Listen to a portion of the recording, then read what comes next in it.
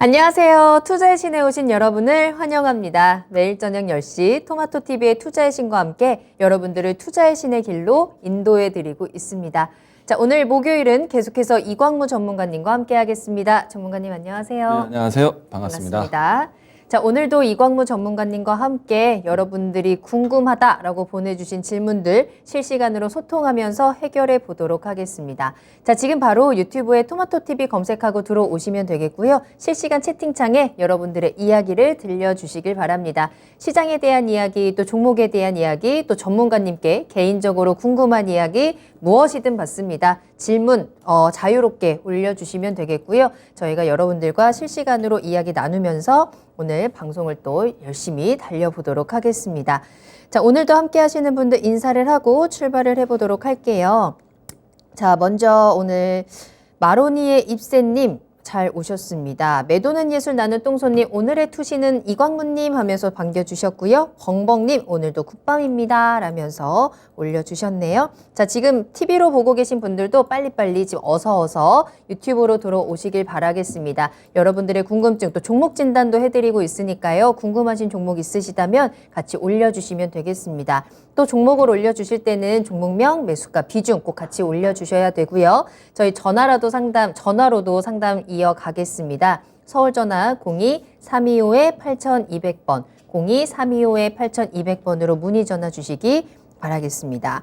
자, 그리고 지크님도 오셨네요. 하늘이님도 안녕하세요. 출석합니다. 라고 해주셨고요. 러브수기님 오늘도 감사합니다. 안녕하세요. 라면서 잘 오셨어요.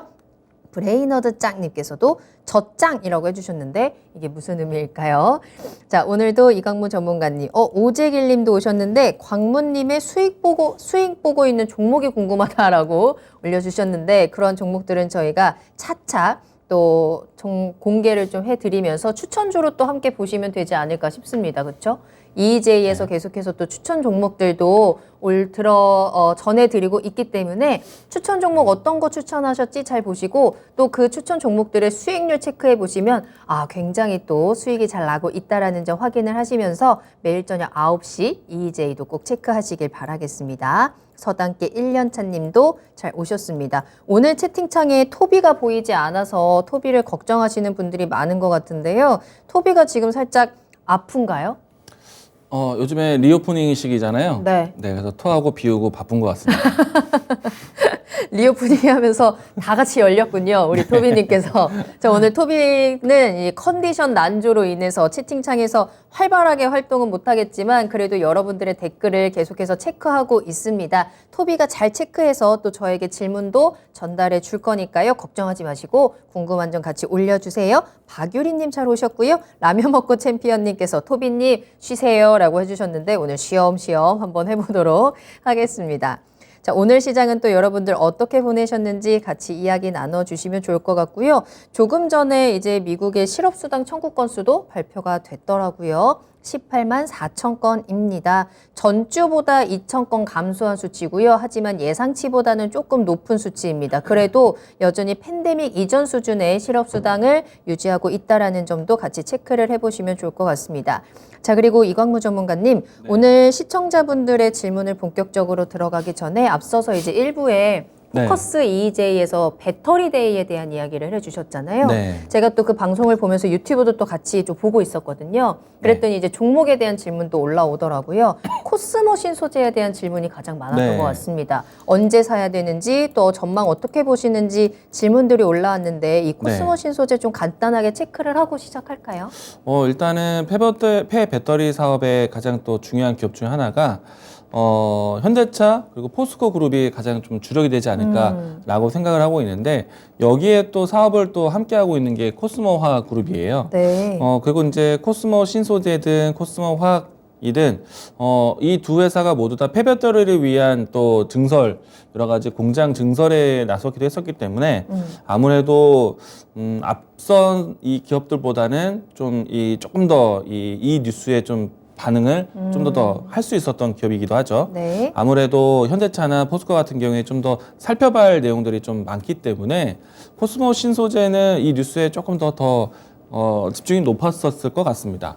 그래서 이제 오늘 주가 흐름 보시게 되면은 사실 폐배터리라는 키워드로 해서 NPC라든지 아니면은 파워로직스, 영화테크가 주목을 받기도 했는데 코스모 신소재 같은 경우에 최근에 양극재 가격에 대한 인상, 그러니까 소재 가격에 대한 인상이라든지 그리고 폐배터리에 대한 사업 기대감, 이 모든 것들이 좀 이 최근에 좀 모멘텀이 좀 크게 되면서 벌써 최근에 이 고점 전고점을 넘어가는 모습까지 나왔습니다. 굉장한 급등을. 네. 오늘도. 그래서 만약에 오늘 같은 경우에는 정부 안도 나왔지만은 다음 주에 배터리 데이 때 또 언급이 나왔을 때 오히려 이제 코스모시스 소재는 그 이야기로 해서 뭔가 성장성을 키우기보다는 차익 실현 욕구가 좀 나올 수도 있겠다라는 생각은 들어요. 그래서 오늘은 이제 양봉이 크게 연출되었고요. 예상해 본다면 가격적으로 했을 때 56,000원 라인대, 57,000원 라인대 이탈하지 않는다면 저는 좀 더 들고 가보겠지만 56,000원, 7,000원 라인대를 좀 이탈한다라면은 이제 많이 올라왔고 빨리 올라왔기 때문에 눌림목 혹은 물량 테스트를 할 수 있겠구나라고 보시면 좋을 것 같습니다. 그래서 저는 중요한 가격 라인대를 좀 설정해 놓고 뭔가 좀 더 상승한다라면은 지고 가는 전략. 그 가격 중요한 가격 라인대를 좀 타이트하게 얘기 드리면 57,000원 이야기 드리겠습니다. 네, 워낙에 또 최근에 급등을 했던 종목이죠. 오늘도 10% 넘는 상승세 나오던 종목이기 때문에 이제 차익 실현의 움직임 나올 수 있다라는 점 꼭 체크를 해주셔야 될 것 같고요. 지켜줘야 되는 가격이 이제 56,000원, 57,000원입니다. 요게 살짝 무너진다면 좀 챙기고 나오는 거. 지금 채팅창에서 기억님께서 마침 또 코스모 신소재에 대한 이제 네. 진단도 올려주셨는데 이분은 뭐 매수하신 가격대가 25,000원이거든요. 네. 비중은 30% 싣고 계시고 굉장히 저가에 지금 네. 많이 사셨고 2배 이상 지금 수익이 나신 상황이기 때문에 굳이 그때까지 안 기다리고 지금 수익을 챙기도 괜찮지 않을까라는 생각이 드는데. 지금 수익률이 2배 가까이 컸다라고 해서 네. 그것뿐만 아니라 네. 그렇게 되면서 좀 이제 기간적인 이제 보유도 상당히 길었다고 봅니다. 그렇긴 그럼 하네요. 이 정도 기간과 이 정도 수익률이라면은 네. 저는 2차 전지 전체적으로 또 이제 전기차 시장 전체적으로 어떻게 될까에 대해서 좀 트렌드를 고민하시는 게 필요하지 않을까. 저는 이제 2차 전지 특히나 이제 전기차의 이제는 대중화 시기다. 이전까지는 성장에 대한 밸류를 좀 기대해봤다라면은 네. 이제는 실질적으로 구현이 되면서 대중화의 시기이기 때문에 저는 더 들고 가도 좋겠다. 제가 봤을 때는 와. 적어도 네. 1년, 2년은 갖고 가셔도 괜찮을. 더요? 네, 그럼요. 와, 왜냐면은 진짜요? 우리가 이제 전기차 대중화라는 거는 정말 어마어마한 시장이 올 거라고 보고 있거든요. 우리가 이제 한 가지 기업이 모든 소재를 다 팔지 않습니다. 이제 많은 기업들이 모두 다 이제 해도 부족할 만큼 앞으로 전기차 양산에 있어서 소재가 굉장히 중요해질 거예요. 그렇기 때문에 코스모 신소재 역시나 그 시장을 바라보는 시각 자체가 굉장히 좀 장기적으로 보셔야 된다라고 이야기 드리겠습니다. 다른 분들보다는 훨씬 더 여유로운 가격대와 시점 갖고 계시거든요. 그러니까요. 25,000원이면 저는 고민 안 할 것 같습니다. 더 들고 가자. 쭉 가자. 네. 알겠습니다. 굉장히 부럽습니다. 한 1년 정도 지금 보유를 하셨을 것 같은데 가격적인 라인대가 보니까 정말 1년 잘 보유를 하셔서 정말 큰 수익 보고 계시는데 이 이상 더 갈 수 있다라는 점 조금 더 보유를 해도 수익을 더 크게 볼 수 있겠다라는 긍정적인 전망까지 체크를 해드렸네요. 함께 참고해 보시면 좋겠습니다. 부럽습니다. 축하드립니다. 자, 내일은 태양님도 잘 오셨습니다. 이광무 전문가님, 보라맨커님 반갑습니다. 라고 인사해 주셨고요. 궁금한 점 있으시다면 또 편안하게 올려주시길 바라겠습니다. 지금 계속해서 채팅창 열려 있고요. 여러분들 종목에 대한 궁금증들, 종목명, 매수가, 비중 꼭 같이 올려주셔야 한다는 점 전화로도 저희 상담 도와드릴게요. 서울전화 02-325-8200번 도와드리도록 하겠습니다. 자, 그럼 지금부터 여러분들의 종목 상담 또 질문에 대한 이야기 본격적으로 나눠보도록 하겠습니다. 자, 일단 박유리님의 종목부터 살펴볼게요. OCI 매수하셨습니다. 12만 원에 또 20% 보유하고 계시는데요. 첫 주식인데 물렸어요 라면서 올려주신 종목이거든요. 한번 요 손실을 만회할 수 있을지 한번 체크를 해보겠습니다. 자, 오늘은 살짝 상승을 했네요. 1%대 상승 흐름 나오면서 102,500원에 거래를 마쳤습니다. 12만 원대에 사셨고 8만 원까지 내려가는 그 흐름들을 좀 마음 아프게 지켜보셨을 것 같은데 네. 자, 이 물린 주식 어떻게 대응을 할까요?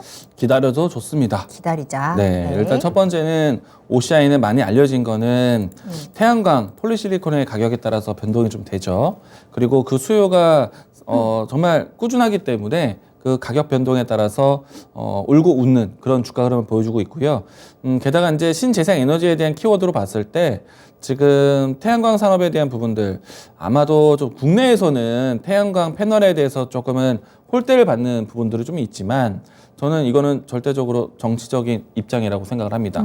왜냐하면은 우리가 이제 향후에는 신재생 에너지도요, 이게 단독적인 그런 이제 재생 에너지가 아니라 기존에 있었던 에너지 혹은 새로운 에너지에 대한 융합 에너지로서 많이 쓰이고 있거든요.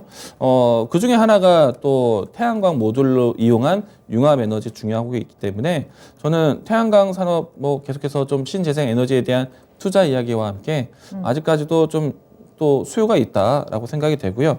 근데 이제 대신에 이 종목 같은 경우에는 저는 어떤 포인트를 가장 또 중요하게 보냐면은 이 OCI가 가지고 있는 공장들이 있어요. 이제 국내하고 국외가 있는데 국내에서는 그 폴리시리콘 공장들을 이제는 이 체질 변화를 준비를 합니다. 그러니까 태양광 이 폴리시리콘에 대한 소재가 아니라 반도체를 위한 폴리시리콘 이 전환을 준비하고 있거든요. 그렇기 때문에 이제 앞으로 반도체 소재 종목으로 보셔도 되는 기업이다. 그런데 이제 아직까지는 그 캐파가 크진 않아요. 그런데 아마도 이제 만약에 기존에 어떤 제품을 만들던 제품을 만들던 공장이 이 공장을 다시 새로운 제품을 만들기 위해서 준비를 한다. 그러면 그 준비되는 시간이 좀 걸릴 수도 있잖아요. 근데 OCI의 이 공장은 그렇지가 않아요. 우리는 이제 그 색깔을 바꾸겠다라고 하고 난 다음에 바로 실적이 나왔습니다.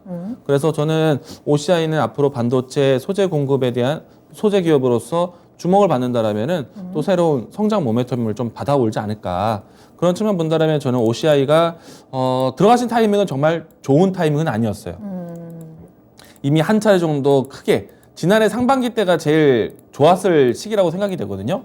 물론 이제 하반기 때 추가적인 상승을 했지만은 저는 이걸 기대하지는 않았었어요. 사실은 왜냐면은 지난해 상반기까지는 신재생 에너지에 대한 투자 또 그리고 이 정책적인 부분들이 굉장히 발빨랐지만은 하반기 때부터 해서 이 법안 통과라든지 이런 것들이 정체되면서 많은 신재생 에너지 관련된 종목들이 다 빠졌습니다. 그냥 OCI가 유난히 좀 살아 올라왔던 거죠. 그런 측면을 본다면은 지금 이때는 정말 좀 기회적인 부분이었고요. 그리고 그 외에 나머지 시간대에서 이 기간 동안에 들어갔다라는 거는 잘못 보셨다라는 생각이 좀 드는 겁니다. 그런데 이제 지금은 매수하신 가격대가 12만 원대에 들어와 오셨다라면은 그래도 평균 단가 12만 원은 어렵지 않은 가격이다라고 생각을 합니다. 기다리시면 회복할 것 같고요. 그리고 움직인 다음에는 지금 갖고 있으시는 비중이 20%이신데 단가에 좀 물려 있으셨으니까 비중을 좀 줄여놓는 것도 좋겠다. 일단 매수가까지 기다리자라고 이야기 드리겠습니다. 네. 한번 기다려 보시죠. OCI 매수가까지는 회복이 가능하겠습니다. 시간을 조금 더 주시면 좋을 것 같고요. 다만 비중 관리는 조금 신경을 쓰셔야 될 것 같다라고 진단을 도와드렸으니까요. 참고해 보시길 바라겠습니다. 자, 여러분 계속해서 유튜브로 함께 해주시길 바라겠습니다. 궁금한 내용들 올려주세요. 여러분들의 이야기로 만들어지는 한 시간이기 때문에 여러분들이 계속해서 질문을 올려주시면 되겠습니다. 살련님, 토비가 궁금합니다 라고 올려주셨는데 우리 토비가 아픕니다. 아프지 말라고 건강하라고 또 위로의 댓글들도 많이 올려주시길 바랄게요. 토비가 다 지켜보고 있을 거예요. 박유리님께서 감사합니다. 희망이 생겼어요 라고 해주셨는데 OCI 잘 보유해 보시길 바라겠습니다. 비와 추억 속으로 님의 이름도 보이고요. 또 브레이너드짱 신강금님도 보이고 있네요. 자, 다음에는요. 이런 질문을 또 올려주셨습니다. 브레이너드짱님께서 우리 증시 박스권 탈출할 수 있을지 있다면 어떤 모멘텀이 있어야 우리가 박스권을 탈출할지 이 부분이 궁금하다라고 하셨는데 브레이너드짱님은 좀 증시에 대한 전망이 좀 그렇게 밝게 네. 보진 않으시는 것 같아요. 제 생각에는 개인적으로 우리 증시는 박스권을 아래로 깰 것 같습니다. 라면 의견 올려주셨거든요. 우리 증시가 진짜 굉장히 오랫동안 지금 딱 그 2700선 위아래에서 지금 네. 되게 답답하게 흘러가잖아요. 오늘도 네. 뭐 거의 안 움직였다라고 해도 과언이 네. 아닐 정도로 좀 답답한데 우리 증시가 이 박스권을 탈출할 수 있는 기회가 좀 있을까요? 저는 제가 보고 있는 박스권 밴드가요. 네. 2650포인트하고 2750포인트를 중요하게 보고 있거든요. 네. 일단 박스권 상단은 계속 확인했다라고 생각을 합니다. 미증시 나스닥도 빠지는 위치였기 때문에. 그런데 이제 중요한 거는 2650포인트를 잡은 이유는 그보다 더 낮은 포인트가 있었지만은 이 구간에서는 정말 시장을 정말 나약하게 만드는 정말 위기로 모는 그런 시점이었어요. 그런데 지금 같은 경우에는 지난 3월 말 분위기와 그리고 최근에 있었던 분위기로 봤을 때는 네. 박스권 하단 쪽으로 내려와도 시장을 크게 뭐랄까 긴장을 많이 시키는 그런 조정은 아니었다고 봐요. 제법 생각보다 나스닥 하락하는 속도보다는 그래도 완만하게 내려왔다. 그리고 나스닥의 분위기보다는 그래도 덤덤하게 반등하는 모습도 보여줬기 때문에 지금 위기로 모는 박스권 하단을 구경하는 것이 아니라 박스권 하단을 자연스럽게 인지하고 좀 이제 하방 지지로 테스트하는 구간이 되지 않을까. 그리고 나스닥보다는 조금 더 점진적으로 박스권 상단으로 올라오고 있는 모습이거든요. 일단 차트적으로 좀 이야기 드리고 있지만 네. 자, 나스닥 지수 차트도 좀 보도록 하죠. 네. 나스닥 지수 차트도 사실 우리나라 지수보다 상당히 잘 올라왔었습니다. 우리나라 정말 답답했었거든요. 근데 이 구간은 나스닥은 정말 빠르게 또 그리고 시원하게 또 나홀로 올라가기도 했었습니다. 이때는 아마 이런 분위기에서는 정말 이제 코로나가 끝났나? 전쟁에 대한 이슈가 더 이상 악재가 아닌가? 라는 생각할 정도였기 때문에 많은 분들이 우리 시장이 답답하다라고 핀잔이 나올 수도 있었어요. 그런데 결국에는 나스닥도 상단을 확인하고 박스권처럼 진행이 되고 있는데 일단 박스권 중턱이라고 볼 수 있는 라인 때도 이탈했고 지금 박스권 예상해 본다라면은 13,200포인트 정도 전후로 해서 박스권 하단을 보고 있습니다. 보시게 되면은 코스피보다는 박스권 하단 쪽에 좀 더 가깝게 물러 있죠. 네. 자, 근데 제가 이제 보는 시점은 박스권을 우리 시장은 돌파할 것이다. 저는 긍정적으로 보고 있어요. 위쪽으로죠. 그렇죠. 하방보다는 상방을 좀 더 보는 게 맞다. 근데 대신에 저도 타이밍을 시기를 잘 봐야 되는데 요즘은 저는 이제 달력 꺼내놓고 보고 있습니다. 왜냐하면은 네. 지금 박스권을 하단을 갔다가 올랐다가 다시 내려갔다가 올라갈 거냐 아니면은 네. 이 라인대를 깨고 다시 올라갈 것이냐. 저는 사실 결국에는 다시 올라간다는 측면이거든요. 네. 근데 이제 달력을 왜 보냐면요. 이제 시장에서 가장 중요한 이벤트로 보는 거는 이제 5월 3일, 4일 때 이루어지는 5월 FOMC입니다.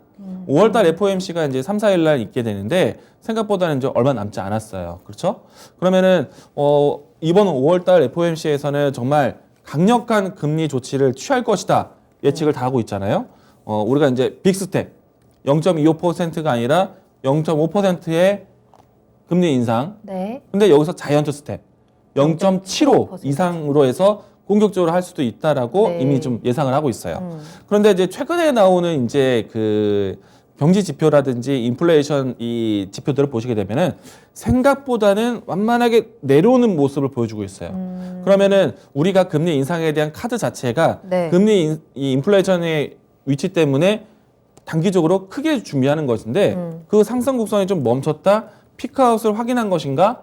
그러면은 다음에 다시 한번 금리 인상에 대한 속도를 크게 키울 것인가?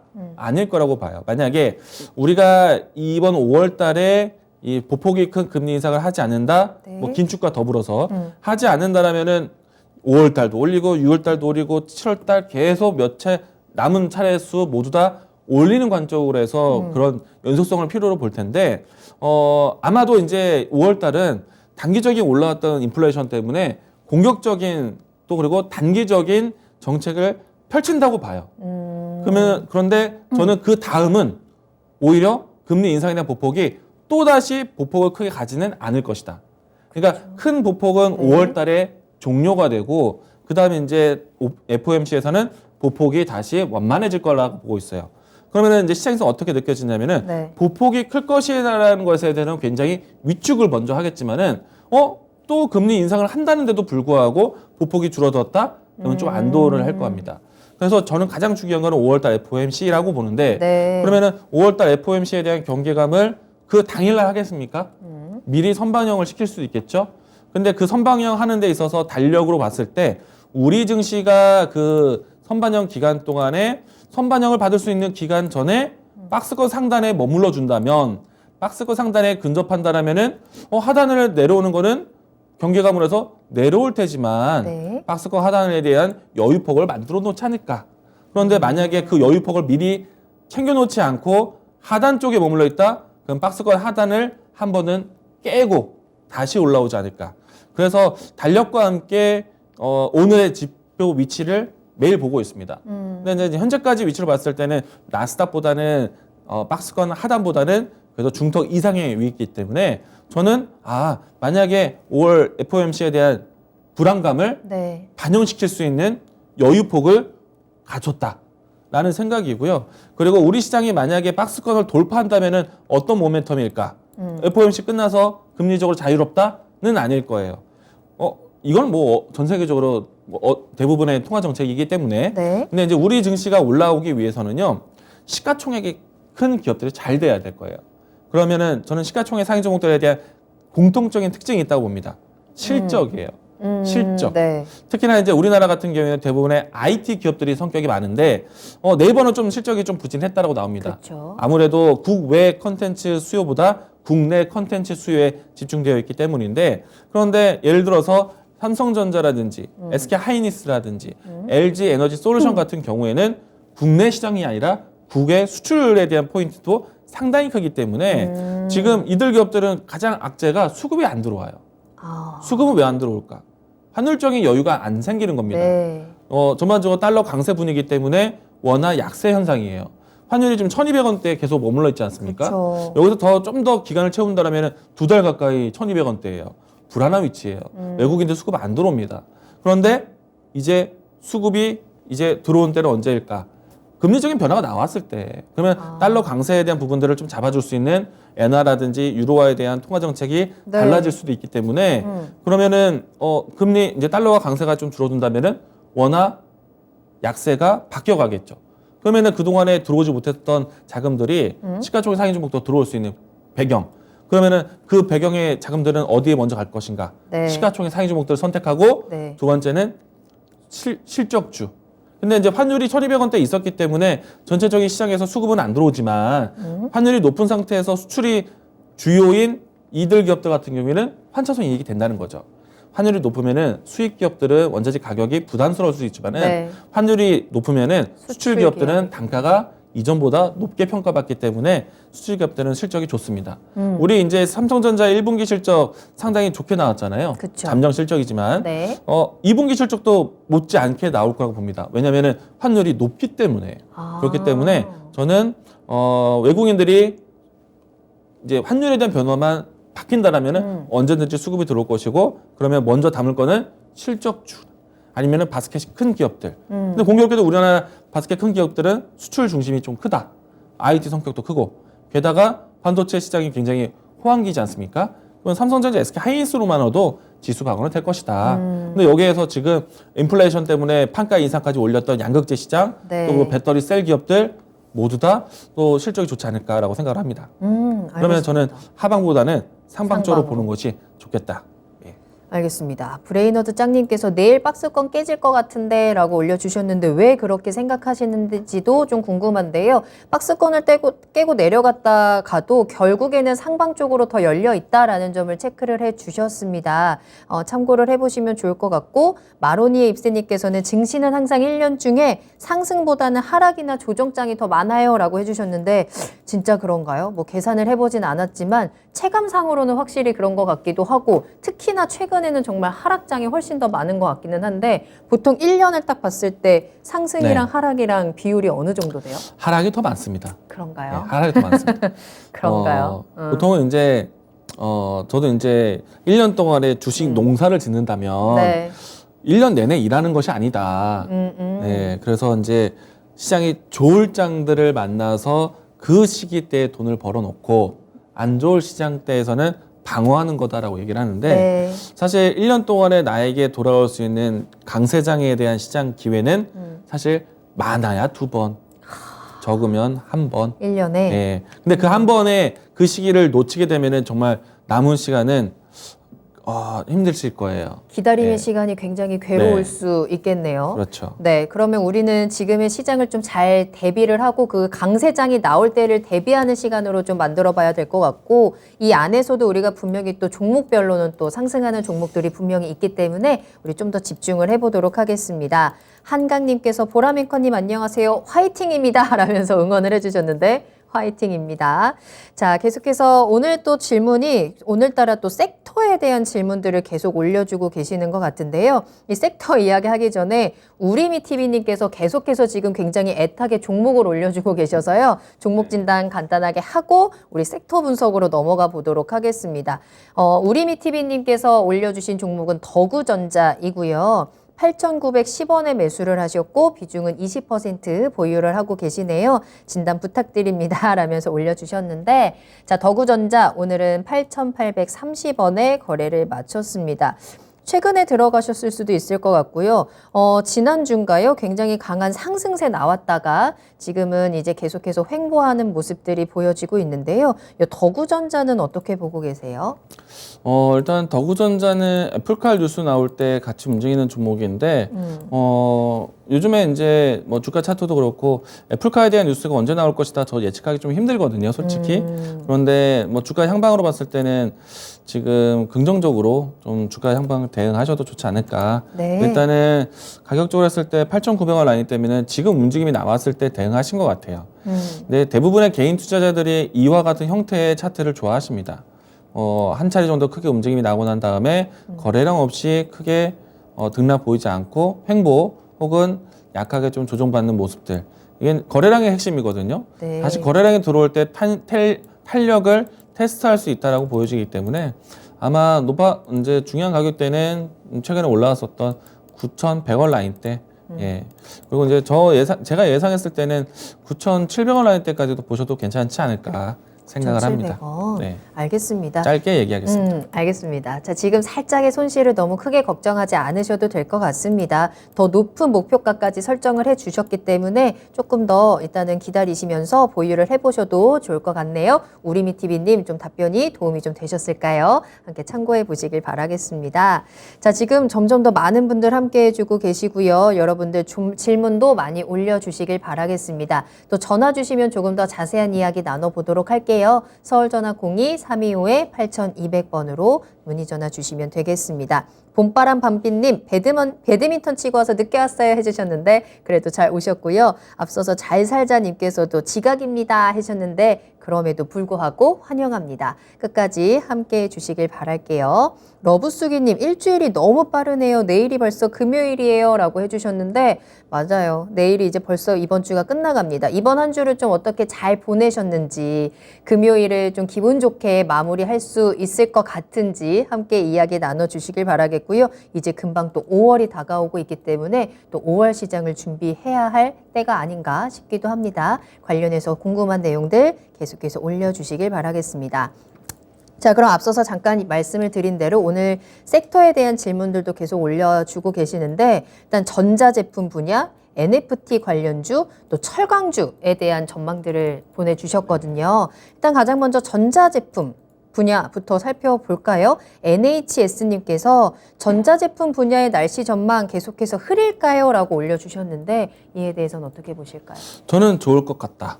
맑아질까요? 네, 왜냐면은 전자제품이라는 거는 우리가 소비자 가전도 있겠지만 제가 생각하는 전자제품은 가장 먼저 떠올리는 거는 컴퓨터이거든요. 컴퓨터, 맞아요. 뭐 생각하셨습니까? 저 핸드폰, 스마트폰. TV. 그렇죠. 그쵸? 예.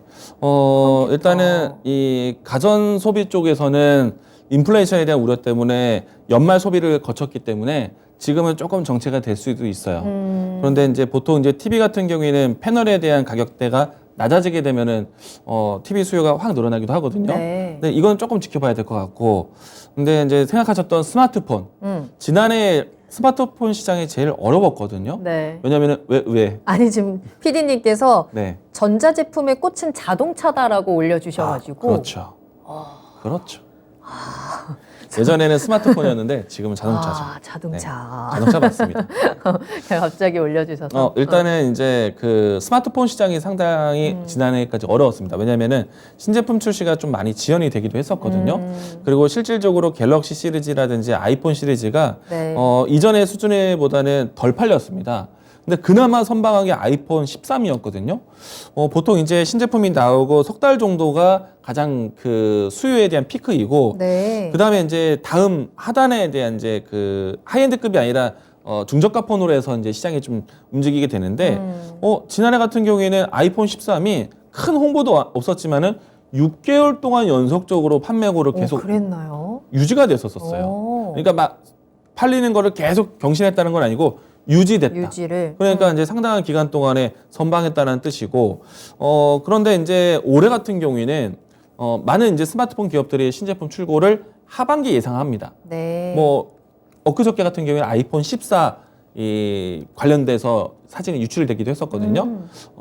일단 유출된 경로는 이 형판이 이제 그러니까 아이폰 14 케이스 만드는 기업인 것 같아요. 형판에 대한 틀을 가지고 그거 가서 이제 케이스를 만드는 네. 작업하는 기업의 사진이 노출됐는데 형판이 나오다 보니까 아이폰에 대한 그 테두리에 대한 그렇죠. 윤곽이 나오잖아요. 어떻게 생기는구나 그렇죠. 나오죠. 이번에 나온 아이폰이요, 사실은 좀 라운딩, 그러니까 곡선 형태의 이 파일이 나오죠. 뒤에 화면이 뒷부분이 나오네요. 나옵니다. 네. 그건 상당히 좀 곡선이 되어 있잖아요. 그쵸. 한때 이제 과거로 좀 돌아가서 각진 이 아이폰 디스플레이가 나오기도 했었는데 지금은 이제 곡선. 다시. 그러면 이제 사실 시각 기술이 굉장히 중요하거든요. 근데 이제 아이폰 같은 경우에는 시각에 대해서 이 사실은 계속 배제해 왔어요. 왜냐면은 갤럭시 시리즈는 이 엣지를 좀 계속 곡선으로 만들어서 조금 더 이 시장에서 많이 알려져 왔는데 네. 아이폰은 그걸 계속 배제해 왔습니다. 근데 이제는 이제 더 이상 이제 배제하지 않고 디스플레이, 그리고 또 이제 그저께는 이게 나왔고요. 이제 어제는 새로운 이제 이 밸류체인 기업들이 공개가 되었거든요. 그래서 이제 이번에 나오는 아이폰 같은 경우에는 제 거 같은 경우에는 이 노치 구간이 검게 보여요. 저도요. 예. 이제 그게 없어진다면서요. 그래서 이제 이 검게 보이는 자리를 보고 M자 맞아요, 탈모다라고 맞아요, 얘기를 맞아요. 하는데, 이제는 이제 카메라 구멍만 혹은 스피커 구멍만 펀치홀 디스플레이 나올 겁니다. 그러면 이제 디스플레이 기업들이 새롭게 주목받을 텐데 네. 그동안에 디스플레이 이야기할 시간이 없었거든요. 근데 이제 새로운 아이폰 나올 테고 이와 같이 좀 전자기기에 대한 내용들 나온다는 스마트폰 관련해서는 좀 좋아질 것 같고, 또 제가 중요하게 보는 거는 이제 컴퓨터 쪽인데, 네네. 우리나라가 지난해에 수출 동향이 사실 모든 산업군이 좋지 않았습니다. 반도체, IT, 전자 장비, 네. 뭐 대표적으로 컴퓨터 장비죠. 그리고 자동차, 그리고 의료기기 쪽. 이쪽만 이제 계속 꾸준하게 1년 동안의 수출이 계속 있었고, 나머지 산업들은 사실 수출 부진에 있었습니다. 근데 이제 컴퓨터 장비 쪽에서 보시게 되면은 대만의 수출, 그러니까 대만의 생산과 굉장히 밀접하거든요. 근데 이제 대만이 한때 컴퓨터 생산을 멈춘 적이 있었어요. 그런데도 불구하고 우리나라는 컴퓨터 장비 수출을 굉장히 많이 했거든요. 네. 그러니까 이제 왕제품에 대한 출고를 대만이 멈췄던 이유는 그럼에도 불구하고 재고나 이런 이제 이 부분을 쌓아놨던 이유는 네. 지난해에 윈도우가 새로 나왔습니다. 혹시 설치 메시지 안 받으셨나요? 몰라요. 요즘에 이제 많은 분들이 컴퓨터를 켜보게 되면은 네. 아마 설치하신 분은 더 이상 받지 않겠지만은 윈도우 10을 주로 쓰고 계실 텐데 이제는 윈도우 11로 업데이트 하겠습니까? 라고 메시지 받으실 거예요. 받았어도 그냥 그러려니 하고 넘어갔나 봐요. 네. 그러면 이제 윈도우 11이 나왔는데 네. 윈도우 10이 깔려 있는 컴퓨터 구매를 하실까요?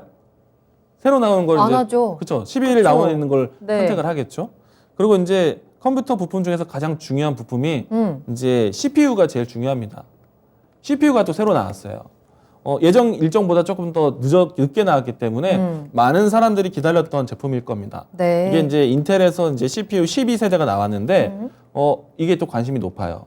그러니까 윈도우도 새로 나오고 CPU도 새로 나오기 때문에 네. 컴퓨터 생산이 재고를 파는 거지 새로운 제품은 탑재되고 난 다음에 팔겠죠. 그래서 이런 추이가 있다 보니까 네. IT 부품들이 상당히 실적이 좋았다.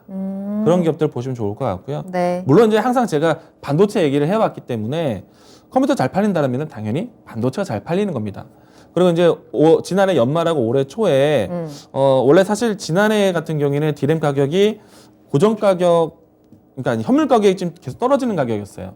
근데 이제 고정 가격은 상반기 때까지 계속 유지되었다가 네. 이제 하반기 되면서 좀 떨어지긴 했는데 현물 가격 같은 경우에는 지난해 상반기 때부터 이제 빠지기 시작을 했거든요. 근데 이제 그거는 이제 새로운 신제품이 나오는 걸 앞두고 빠지기 시작을 했는데 그러면 시장이 언제부터 좋아질까에 대해서 예상을 했을 때 지난해 예측했을 때는 내년부터 1월 빠르면 12월 달 예측했는데 생각보다 빨리 더 돌아왔어요. 10월 달, 11월 달부터 그 사이클이 먼저 좋아졌습니다. 네. 그렇다 보니까 디램 반도체 만드는 기업들도 좀 방어가 됐는데 그보다 먼저 반응했던 거는 낸드, SSD이거든요. 네. 요즘 컴퓨터 집에서 켜시면 부팅 빠르죠. 엄청 빠르죠. 네, 그 이유가 뭐냐면은 기존에 있었던 이 디스크 켜는 방식이 SSD라고 해서 이 전원 부팅을 좀 빠르게 해주는 장치가 있습니다. 네. 요즘은 기본적으로 SSD를 다 탑재를 해요. 네, 관심이 없으시겠지만 네, 컴퓨터 부팅 속도를 SSD로 이제 많이 극복을 시키는데 네. 그 안에 들어가는 반도체가 낸드 플래시예요. 그 수요가 예상보다는 굉장히 석 달 정도로 빠르게 나온 겁니다. 왜? 컴퓨터 새로 나왔으니까. 그런 수요를 먼저 받기 때문에 네.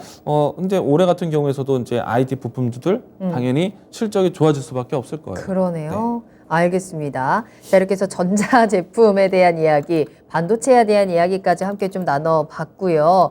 자, 이제 계속해서 또 섹터 이야기 나눠야 되는데 NFT 그리고 철강에 대한 이야기 나눠야 되는데 그 전에 5G 이야기를 좀 먼저 해보면 어떨까라는 생각이 드는 게요. 앞서서 이제 윈도우가 10에서 11로 뭐 이제 넘어가는 중이도. 근데 네. 5G도 이제 5G에서 6G로 이제 넘어간다라는 이야기들이 계속 나오잖아요. 네. 윙크님께서도 그에 대한 질문을 올려주셨습니다. 5월 달에 삼성전자가 6G 포럼을 한다라고 하는데, 네. 이렇게 만약에 6G 방향으로 빠르게 넘어갈 수 있을지 이게 궁금하다라고 하셨고, 네, 그러다 보니까 채팅창에서는 아니 5G 아직도 제대로 안 되는데 무슨 6G냐 이런 네. 얘기들이 좀 나오거든요. 이 부분은 좀 어떻게 체크를 하고 계세요? 저도 아직 5G 그렇게 완전히 체감을 못하고 있는 상황이긴 한데 6G? 5G 폰 쓰고 계신가요? 저요? 아니요. 저는 LTE예요, 아직까지도. 저도요. 네. 그러니까요. 근데 이제 우리가 5G 사용은 아직까지는 보편화되진 않았지만은 다음 통신에 대한 준비는 당연히 해야겠죠. 그리고 이제 5G하고 6G의 차이는요. 여러 가지 뭐 영역에 대한 이 장비도 좀 달라질 수는 있겠지만 네. 사실 새로운 소스가 가미되는 거거든요. 5G에 대한 배경에서 6G로 넘어가는 거는 AI가 이제 접목이 되는 겁니다. 근데 이제 그런 부분에 대해서는 5G만 완벽하게 갖춰진다면은 6G로 넘어가는 건 정말 순식간이라고 봐요. 왜냐면은 5G 열심히 대대적으로 투자했다. 그러면 6G로 넘어간다면 그 투자가 또 다시 또 투자를 해야 되느냐? 물론 이제 그런 기술적인 투자는 하겠지만은 인프라적인 부분들은 5G 유지 안에서 6G에 대한 AI를 더하는 거예요. 그렇기 때문에 6G에 대한 준비는 사실 지금부터 하는 게 맞다라고 생각이 되고요. 사실 5G 관련된 종목들은 크게 움직임이 나오지 않았습니다. 아무래도 이제 인프라 투자에 대한 내용들이 좀 전해져야지만 네. 될 것 같고요. 근데 이제 대부분의 주요 국가에서는 이 새로운 정부나 큰 선거를 지나고 난 다음에는 인프라 투자에 대한 내용들이 항상 따라오기 때문에 5G에 대한 투자 얘기들이 멀지 않았다라고 생각을 합니다. 긍정적으로 보셔도 기다리셔도 될 것 그럴까요? 같다는 생각입니다. 근데 아직 뉴스 안 나왔는데 먼저 갈 필요는 없죠. 알겠습니다. 이 부분도 좀 같이 체크를 해드렸고 지금 미국장이 개장을 하면서 그에 대한 관심도 굉장히 많이 보여주고 계시는데 오늘 3대 지수 모두 지금 강하게 출발을 하고 있고 특히나 나스닥이 지금 1% 넘는 상승세로 좀 강하게 반등을 보여주고 있습니다. 그 가운데서도 지금 테슬라가 10% 넘게 급등을 하고 있다고 하는데 뭐 기사들 찾아보니까 이제 어제 실적에 대한 부분들, 깜짝 실적에 대한 부분들이 오늘까지도 좀 모멘텀이 이어지는 게 아닌가라는 분석들도 좀 나오고 있는 것 같습니다. 이제 천슬라를 회복을 하는 모습을 지금 보여주고 있거든요. 이 테슬라의 급등과 함께 나스닥의 이 상승을 지금 테슬라가 이끌고 있다라고 네. 보이는데 이걸 우리가 좀 어떻게 해석을 해야 될까요? 어제 이제 실제 미 증시 장중에는 테슬라 모터스가 빠졌어요. 뭐 국채 금리에 대한 부담이라든지 이제 금리 인상에 대한 부담으로 시장이 내려왔고 네. 그러면 기술주, 테크주들이 내려오게 됐었고 그 넷플릭스가 크게 빠지면서 이제 테슬라 맞아요. 모터스 같이 IT 기업들, 주목받던 기업들이 같이 빠지게 됐었는데 실질적인 이제 정규장이 끝나고 나서 시간의 단위가 넘어갔을 때 테슬라 모터스가 이미 이제 시간에 대해서 급등을 했습니다. 그래서 오늘 우리 증시가 생각보다 선전했던 이유도 시간의 단일가에 대한 시장이 미증시에서 올라온 걸 봤기 때문에 우리 증시가 선방했다고 생각이 되고요. 네. 그리고 깜짝 실적 테슬라 모터스에 대한 내용들 사실 테슬라 모터스가 이제 곧 있으면 주식 분할을 준비를 하게 돼요. 그러면은 이 컨퍼런스 콜 이후 이 자리에서 주식 분할을 어떻게 할 것인가 얘기 나올 것이거든요. 그러면은 6대 1이냐 뭐 몇 대 몇이냐라고 얘기 나올 것인데 네. 그런 부분들이 좀 초반에 작용했다라고 보여집니다. 좀 긍정적으로 보셔도 괜찮겠다라고 생각이 되고요. 중국 쪽에서의 이제 이 공정에서 셧다운이 좀 걱정되긴 했지만은 여전히 공장이 돌아가면 돌아가는 대로 자동차는 팔리고 있기 때문에 테슬라 모터스 같은 경우에는 재고 쌓일 일이 없죠. 그래서 실적은 계속 꾸준히 살아 있었을 것 같다라고 생각됩니다. 테슬라가 이렇게 오늘 상승을 하면 아무래도 내일 시장에서 우리 시장에서는 네. 이제 2차 전지 관련주들 조금 상승을 기대해봐도 괜찮을까요? 그럴 것 같습니다. 그쵸? 아무래도 이제 최근에 양극재부터 해서 소재 판가 인상이 나왔고 그리고 전기차에 대한 수요가 꾸준했다는 걸 다시 확인했고 그리고 테슬라 모터스가 상징적으로 주가가 올라왔기 때문에 네. 그러면은 2차 전지 관련된 종목들이 좀 주목을 받겠죠. 알겠습니다. 테슬라 가자, 2차 전지 가자라고도 지금 채팅창에서 외쳐주고 계시는데 테슬라의 이 상승에 대한 부분 여러분들 내일 시장에서 좀 잘 영향을 이런 부분들을 좀 잘 활용을 하시면 또 좋을 것 같기도 하네요. 미장에 대한 부분도 살짝 체크를 해봤고요. 이제 NFT 관련주들에 대한 이야기를 좀 나눠보도록 하겠습니다. 키키킹님께서 NFT 관련주들은 이제 조정 구간인가요? 라면서 올려주셨는데 만약에 조정 구간이라면 지금 다시 담아도 되는 건지 그 부분도 좀 궁금하거든요. 네, NFT는 정말 무궁무진한 시장이라고 생각을 해요. 네. 일단은 소비자 입장에서 이게 과연 필요할까에 대해서 설득력만 좀 더 받아들여진다면 네. 기업의 입장에서는 NFT로 해먹을 수 있는 것들이 엄청 많거든요. 그러니까 사실은 많은 기업들이 지금 시장에서 소비자에게 통하지 않고 있지만 네. 그래도 열린다라면 큰 수혜가 될 수 있기 때문에 계속해서 투자가 이어지고 있다라고 생각이 되고요.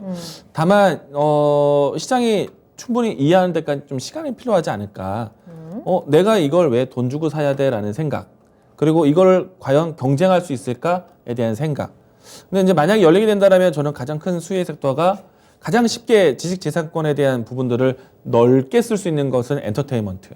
왜냐면은 연예인들에 대한 굿즈 상품에 대한 수요가 만만치 않거든요. 뭐 그런 NFT 그렇죠. 콘서트 뭐 이런 것도 할 수도 NFT 있을까요? 콘서트요? 그런 건 NFT 메타버스 콘서트라고 메타버스 하겠죠? 콘서트. NFT라는 거는 제가 이제 사진을 찍었어요.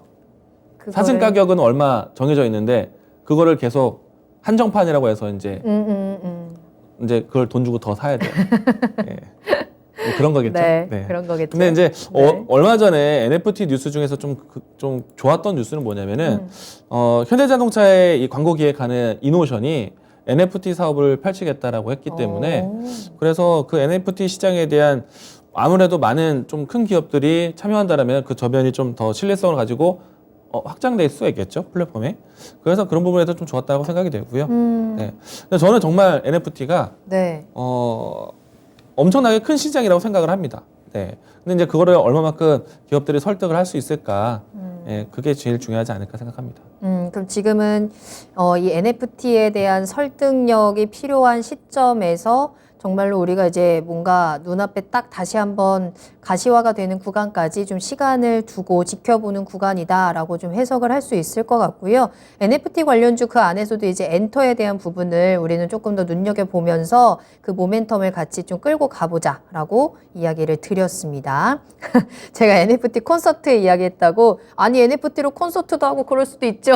이런 댓글도 올려주시는데 편들어 주셔서 너무 감사합니다. 근데 다시 생각해봐도 글쎄 가능할까? 언젠가는 또 가능할 수 있지 않을까요? 언젠가는 아니라 누군가- 입장권을 NFT로 아, 입장권을. 발행해주면은 그게 NFT 콘서트라고 할 수 있겠죠? 그럴 수도 있겠죠. 네. 자, 굉장히 10개 열려 있다라는 점을 또 이야기 나눠보도록 하겠고요.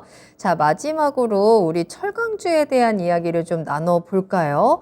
철강주, 뭐 원자재 가격 상승, 뭐 이런저런 이슈로 인해서 올라갔다가 또 조정도 받았다가 오늘도 철강주는 그래도 계속해서 갑니다. 또 중국에서 이제 봉쇄에 대한 이슈도 조금 나타나면서 반사 이익에 대한 모멘텀도 좀 실려가고 있는 구간인데요. 철강주 과연 어디까지 갈 수 있을까? 이 부분이 좀 궁금합니다. 지난해 한 10월 달쯤에 판가 인상을 하고 난 다음에 그다음부터 이제 판가 인상이 좀 뒤쳐졌었거든요. 네. 근데 이제 이 부분들이 좀 돌아올 것 같아서 제철 관련된 기업들이 좀 좋을 것 같다는 생각이 들고요. 네. 근데 이제 철강주 이야기하기에 앞서서 네. 조선주를 이야기를 해볼게요. 오늘 대우조선해양부터 해서 많은 조선 관련된 종목들, 기자재 관련된 종목들이 좀 빠졌거든요. 맞아요. 현대중공업 같은 경우에도 최근 고점 확인하고 나서 10% 가까이 좀 빠지고 있는 모습이고, 한국카본이라든지 아니면은 동성화인텍이라든지 이런 종목들도 오늘 좀 조정을 보였습니다. 마지막에 다시 또 많이 올라왔습니다. 대우조선해양이라든지. 네. 근데 이들 종목들이 빠지게 된 이유가 사실 이 조선 선박 수주 선박 건조에 대한 내용들이라기보다는 이 뭐랄까 후판의 가격이 많이 올랐다. 근데 후판의 가격이 많이 올랐다는 측면 때문에 조선주들이 좀 빠졌거든요. 원가 가격 상승에 대한 부담이겠죠. 그런 측면 본다면 실질적인 철강 기업들 같은 경우에는 원가 인상에 대한 부분들이 수혜가 되겠죠. 그럼 철강주들 보기에는 더 좋을 것 같고 네. 산업적으로 했을 때 조선주들이 떨어졌다고 해도 조선이 발주 물량들 쌓여있는 물동량들이 굉장히 많기 때문에 저는 이 수요처는 확실하다. 그래서 저 철강주들은 괜찮다라고 생각이 되고요. 조선주가 빠졌지만 저는 오히려 조선주가 좋다라고 얘기를 합니다. 왜냐하면은 후판 가격이 올랐다고 해서 부담스러운 이 선저 원자재 부담은 아니거든요. 왜냐하면은 지난해까지 이 우리나라 이 조선사들 같은 경우에는 네. 꾸준하게 목표 이 발주 그러니까 수주량을 채워왔습니다. 올해도 많이 채운 기업들 같은 경우에는 30% 이상 올해 목표치를 이미 채웠어요. 그런 상태이기 때문에 물동량에 대해서는 걱정되진 않은데, 근데 대부분 이 선조 이 수주에 대한 내용들이 많은 경쟁을 하다 보니 어떻게 보면 경쟁에 대해서 입찰에 저가 경쟁, 치킨런 게임이 아니라 코로나 사태 속에서 어려운데도 불구하고 고가 경쟁을 하고 있어요. 그러니까 100 가격을 확실하게 네. 잘 받아내고 있다는 얘기입니다. 그런 상태에서 원가에 대한 부담 물론 들겠지만 저가 경쟁에서 원가 부담 갖는다라면은 어렵겠죠. 만드는 게 오히려 적자일 수도 있겠죠. 그렇습니다. 근데 지금은 그럴 과정까지는 아니다. 그러면은 지금 얼마만큼 물동량 앞으로 나올 발주가 유지가 되느냐를 측면에서 조선주를 바라봐야 되기 때문에 그러면은 만약에 판가 인상이 올라온 후판에 대한 가격대, 네. 그러면 선박에 대한 가격도 올라올 수 있다. 저가 경쟁에 대한 환경이 아니기 때문에 조선주들 좋다. 오히려 오늘 같이 만약에 후판 가격 너무 올랐습니다. 부담돼요? 떨어졌다? 그럼 저는 오히려 매수. 그렇게 접근할 수 있는 게 지금 조선주고 조선주다. 그런 측면으로 해서 지금 따지고 무는 것이 이제 철강 가격이라면은 네. 철강 기업들은 당연히 좋겠죠. 네. 알겠습니다. 철강주를 해석하기 위해서 이제 조선주에 대한 이야기까지, 조선 업황에 대한 부분까지 좀 체크를 해드렸고요. 이제 마지막으로 봄바람 밤비님께서 이런 질문 올려주셨네요. 이광무 전문가님, 양자 컴퓨터 쪽에도 관심 있으신가요? 라는 질문입니다. 양자 컴퓨터. 네. 옛날에는 사실은 이 양자 컴퓨터에 대한 키워드가 굉장히 새로웠거든요. 근데 이제 요즘에는 그 양자 컴퓨터, 양자 보안 기술에 대한 네. 내용들이 아주 대단하게 이슈가 되거나 그러진 않더라고요. 그냥 기술적으로 힘든 내용일 텐데 네. 얼마 전에 이제 저는 이제 이런 뉴스를 봤어요. 양자 보안, 양자 시스템에 대한 스마트폰 출시 이 얘기 나왔는데 양자 컴퓨터에 대한 공부는 저도 좀 더 해봐야겠지만은 예전에 처음 소개될 때만큼의 뉴스는 아닌 것 같다. 그래서 좀 저도 다시 봐야 될 것 같습니다. 알겠습니다. 양자 컴퓨터라고 하니까 브레이너드 짱님께서 컴퓨터를 입양하는 건가요? 양자로 입양하는 건가요? 이런 맞습니다. 댓글을 올려주셨는데 좀 네. 혼내드릴까요?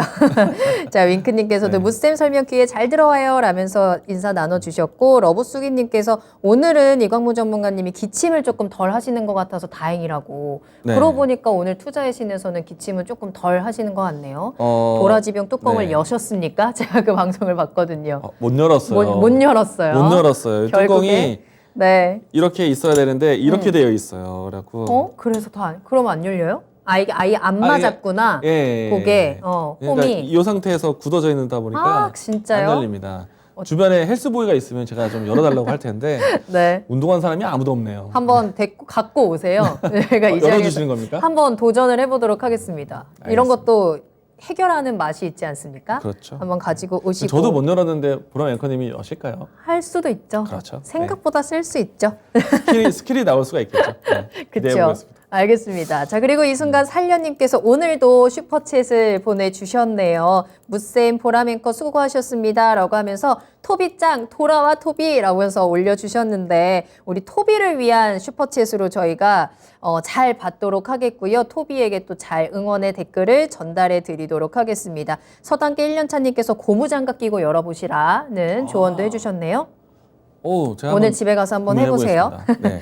자, 그리고 지금 뉴스가 하나 나온 것은 머스크가 네. 트위터에 입찰하기 위해서, 인수하기 위해서 465억 달러를 투자했다라는 뉴스가 나오고 있는데, 이 부분도 지금 테슬라라든지 앞으로의 주가에 어떻게 반영이 되는지 또 함께 체크를 해보시면 좋을 것 같습니다. 이거는 그 투자금을 좋은 걸까요? 어디서 마련한다는지도 기사가 나왔나요? 그거는 제가 아직 해석을 못했네요. 이제 일각에서 주주들이 네. 불안한 건 뭐냐면은 네. 테슬라 모터스 주식을 매각을 해서 트위터 매수 자금을 준비할까봐 아, 그것에 대해서 불안감을 가지고 있거든요. 그런가요? 네.